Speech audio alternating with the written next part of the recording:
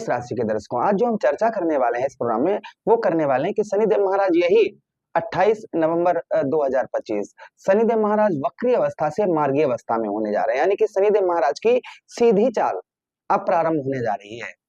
कहते हैं कि वक्री में शनि वक्री दृष्टि डालते हैं और वक्री में शनि संघर्ष परिश्रम बहुत ज्यादा करवाते हैं, किंतु जब मार्गी होते हैं यानी कि अपनी चाल पर चलना प्रारंभ कर देते हैं तो कर्म का फल बहुत अच्छा प्राप्त होता है। शनिदेव महाराज आपके द्वादश भाव, आपके 12वें भाव पर बैठे हुए हैं और यही 27 नवंबर, कोई ज्यादा दूर नहीं रह गया इस समय, 27 नवंबर से आपके जीवन पे एक ऐसा बदलाव जो अभी तक आप हर क्षेत्र में आपको बहुत ज्यादा छोटे से छोटे कार्य के लिए परिश्रम बहुत ज्यादा करना पड़ रहा था, व्यवसाय क्षेत्र हो, आपका कैरियर क्षेत्र हो, हर क्षेत्र में आपको बहुत ज्यादा परिश्रम करना पड़ रहा था, किंतु यहाँ पर अब शनिदेव महाराज वक्री से मार्गी हो जाएंगे तो हर चीज में आपको यहाँ पर राहत मिलने वाली है। कहने का सीधा मतलब है कि डूबने वाले को तिनके का सहारा। चलिए, क्या क्या बदलाव होंगे हम एक एक बात की चर्चा करेंगे। अगर आप अपनी कुंडली पर परामर्श विश्लेषण विस्तार पूर्वक अच्छी तरीके से अनलिमिटेड समय के साथ में आप हर जगह अपनी कुंडली दिखवा चुके हैं, किंतु अभी तक आपको राहत प्रदान नहीं हुई है, राहत नहीं मिली है, तो एक बार आप हमसे भी अपनी कुंडली दिखवा सकते हैं। चलिए, बिना देर किए हुए हम समझने का प्रयास करते हैं। द्वादश भाव, देवगुरु बृहस्पति की राशि, भाग्य की राशि, और भाग्य की राशि में कहां पर बैठे हैं? भाग्य स्थान आपके द्वादश भाव अर्थात आपके व्यय भाव पर बैठे हुए हैं। अभी तक आप व्यय नहीं चला पा रहे थे, व्यय का मतलब होता है खर्च, अभी तक खर्च नहीं चला पा रहे थे, जैसे घर में तमाम चीजें या आपका खर्चा, घर वालों का खर्चा, बच्चों का खर्चा, वह खर्चा आप नहीं चला रहे थे, खर्च नहीं चल पा रहा था। खर्च चलाने के लिए आपको हो सकता है कर्ज लेना पड़ रहा हो, जो आप खर्च नहीं चला पा रहे थे, व्यय अधिक हो रहा था, वह व्यय रुकता हुआ नजर आएगा और खर्च आप अपना खर्च चलाते हुए नजर आएंगे। अभी तक आपको इस चीज में बहुत ज्यादा परेशानी हो रही थी, कोई भी चीज लेने के लिए आपके पास पैसा नहीं था, घर की वस्तुएं खरीदने के लिए आपके पास धन नहीं था, तो संभवतः ही यह आपको अब यहाँ पर नहीं करना पड़ेगा। शनिदेव महाराज मार्गी हो जाएंगे, इस चीज में आपको सबसे पहले राहत प्रदान होगी। दूसरी चीज, 12वां भाव हमारा विदेश से जुड़ा होता है, फॉरेन से जुड़ा होता है। आप विदेश में जाना चाह रहे थे, सेटलमेंट होना चाह रहे थे, किंतु आप हो नहीं पा रहे थे। संभवतः ही आप विदेश आप जैसे इंडिया में हैं, अपने स्वदेश में हैं, आप विदेश जाना चाह रहे थे, तमाम चीजें तरीकों से रुकावट का आपको सामना करना पड़ रहा था, तो संभवतः ही आपको रुकावट का सामना नहीं करना पड़ेगा। जो आपको रुकावट का सामना करना पड़ रहा था, वो संभवतः ही रुकावट का सामना आपको अब नहीं करना पड़ेगा। ये प्रभाव कहीं ना कहीं आपके ऊपर शनिदेव महाराज का और आपके ऊपर संभवतः ही आपको देखने को मिलेगा। उसी के साथ ही साथ आगे चर्चा करते हैं।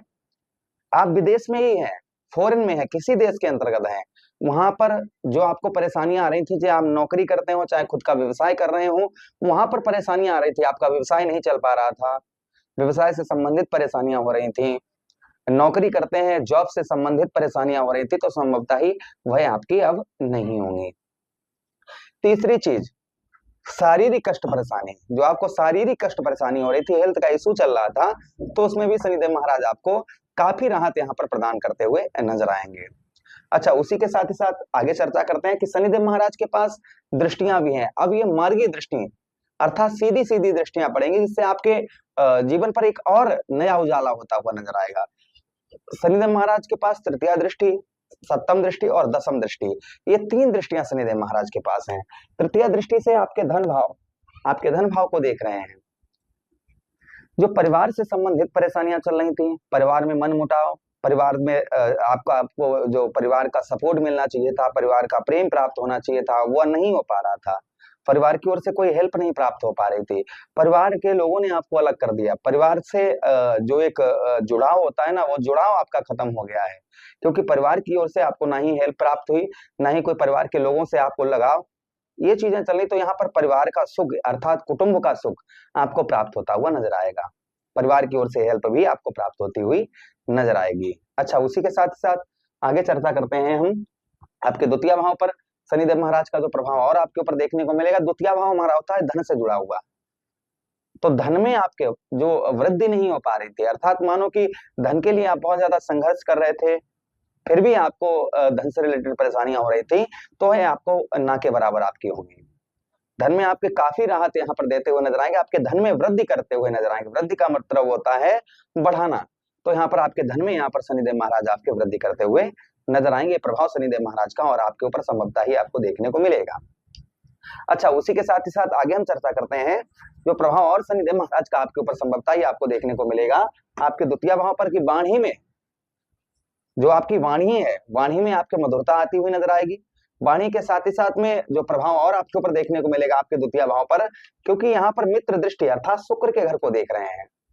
शुक्र और शनि में संबंध दोनों ग्रहों में अटूट अच्छे मधुर संबंध हैं, जिसके कारण आपको विद्या के क्षेत्र पढ़ाई लिखाई में समस्या हो रही थी, तो वह समस्या आपको पढ़ाई लिखाई में नहीं होगी। आपके एग्जाम वगैरह हैं, कुछ भी है तो आपका बेहतरीन जाएगा।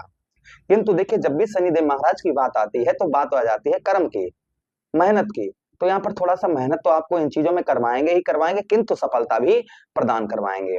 अच्छा, उसी के साथ ही साथ सप्तम दृष्टि से आपके षष्ठम भाव अर्थात आपके शत्रु भाव को देख रहे हैं, आपके जॉब भाव को देख रहे हैं। तो प्राइवेट सेक्टर में आप जॉब करते हैं, अचानक से आपकी जॉब छूट गई है, पुनः आपको जॉब प्राप्त नहीं हो पा रही, तो संभवतः ही आपको जॉब यहाँ पर प्राप्त होती हुई नजर आएगी। जॉब से संबंधित परेशानियां चल रही थी आपकी, तो स्वतः ही वो भी आपकी दूर होती हुई नजर आएंगी। जॉब से संबंधित आप प्राइवेट सेक्टर में जॉब करते हैं, जो परेशानियां चल रही थी वह आपकी ना के बराबर होंगी।